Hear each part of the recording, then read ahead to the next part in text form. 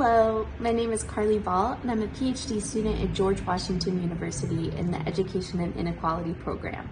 My work specifically focuses on disability in higher education, and today I wanted to talk about some of the factors that folks may consider as you're navigating decision of whether or not to disclose a disability, either during graduate school or during the graduate school admissions process.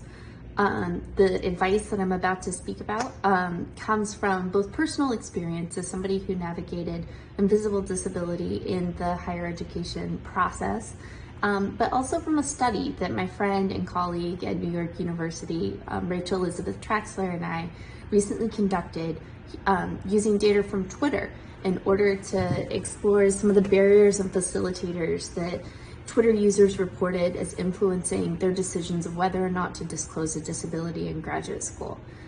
So that full-length study should be available soon, and we are super excited about it.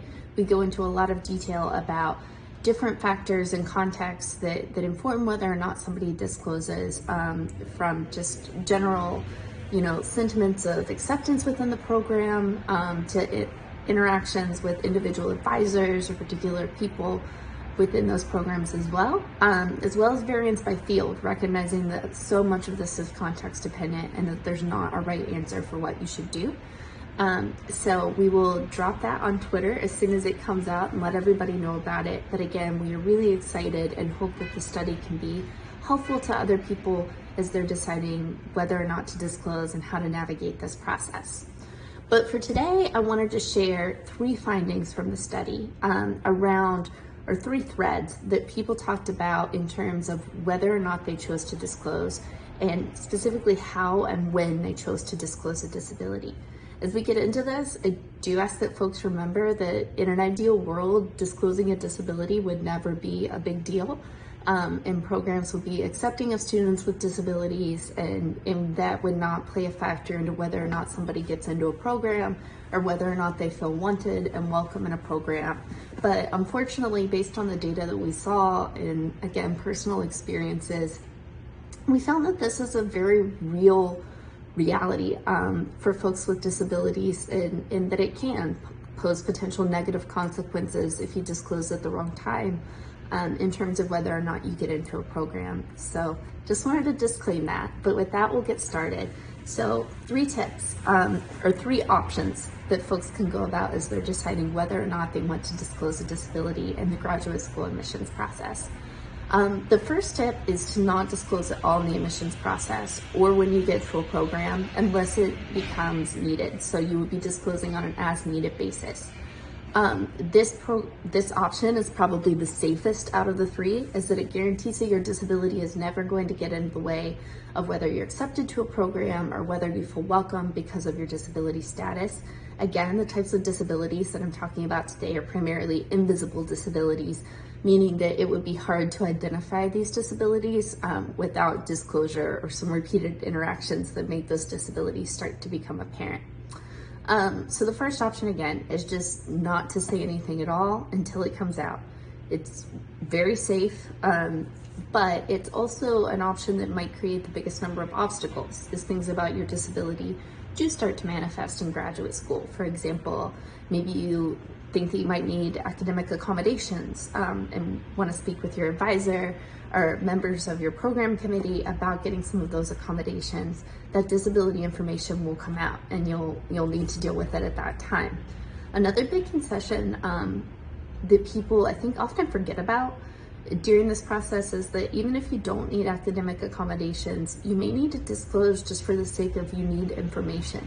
I know that when I was going through the graduate school admissions process, health insurance was a really big deal to me because I have disabilities that are expensive, and I needed to be sure that my medications will be covered through the university's insurance plan, which again sort of necessitates that somebody at the university know exactly why I'm asking so many specific questions about health insurance and etc. So if that's an option for you, that is one way to go about it.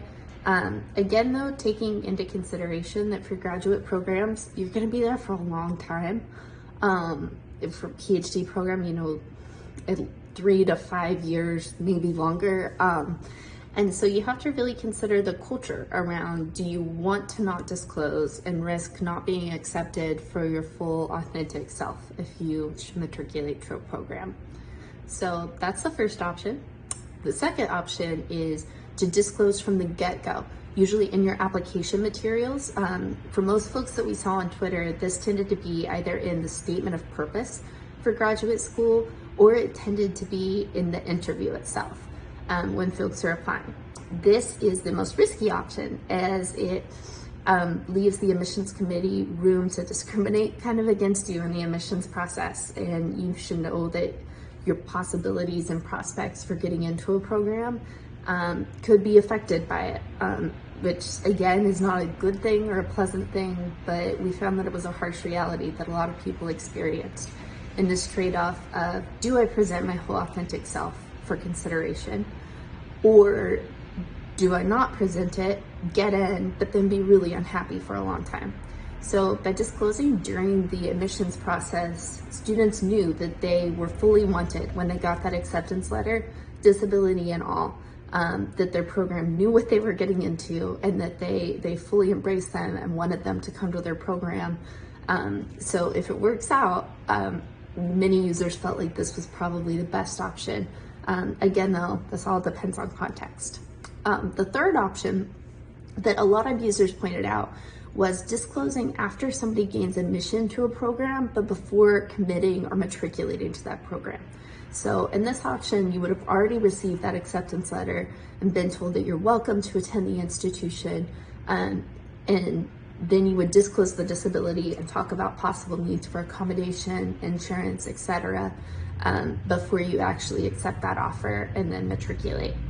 The advantage of this option is that by doing this, the ball is in your court, meaning that you have the option to reject the program if you don't feel like they're going to accommodate your needs, while knowing that they can't reject you for that same reason.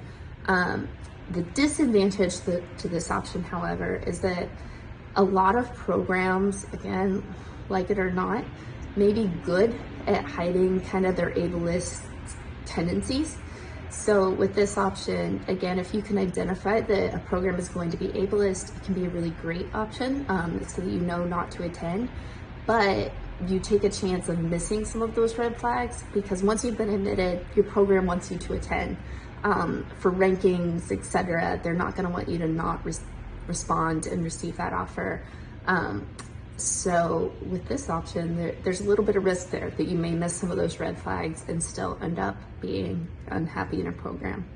Again, these are the three options that we saw were most common in our study, but these also all depended on a lot of contextual factors.